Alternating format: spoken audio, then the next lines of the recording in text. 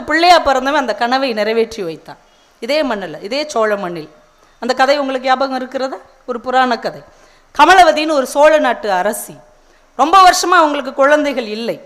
அவள் கருவுற்று இருக்கிறாள். ஜோதிடம் பார்ப்பாங்க இல்லையா, அந்த ஜோதிடர் சொல்லுகிறார், அரசிக்கு பிறக்க போகிற குழந்தை ஒரு நாழிகை தள்ளி பிறந்தால் மிகச்சிறந்த சிவபக்தனாக இருக்கும். ஆனால் சரியான நேரத்தில் பிறந்து விட்டது என்றால் அது மோசமான தருதலையாக போய்விடும். ஆனால் ஒரு நாழிகை தள்ளி வைப்பது என்பது நடக்கவே நடக்காது. இப்போ எல்லாம் பிரசவத்தை முன்கூட்டி பண்ணிடுறாங்க இல்லையா? வலி வர்றதுக்கு முன்னாடி ஆப்ரேஷன் பண்ணி குழந்தைய எடுத்து கையில் கொடுத்து எல்லாம் வீட்டுக்கு போங்க அப்படின்னு அனுப்பி விட்டுறாங்க.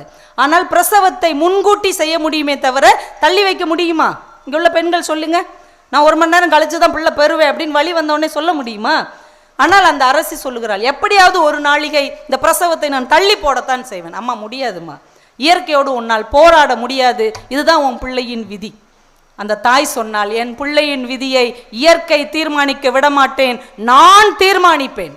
ஒரு நாளிகை தள்ளி பிறந்து என் பிள்ளை ஒரு சிவபக்தனாக வர வேண்டும் என்று தன்னுடைய 2 கால்களையும் தூக்கி கட்டி வைக்க சொல்லி 1 மணி நேரம் அந்த துயரத்தை தாங்கி அந்த ஒரு நாளிகை கழித்து அந்த குழந்தை பிறக்கிறது.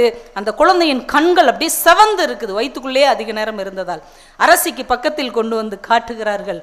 என் செங்கண்ணா என்று சொல்லி அந்த தாய் உயிரை விட்டு விடுகிறார். இன்றைக்கு திருச்சி ஜம்புகேஸ்வரர் கோவில் உள்ளிட்ட எத்தனையோ கோவில்களை, 70க்கு மேற்பட்ட கோவில்களை இந்த சோழ மண்ணில் கட்டியவன் செங்கண்ணன் என்று புராணம் பதிவு செய்திருக்கிறது.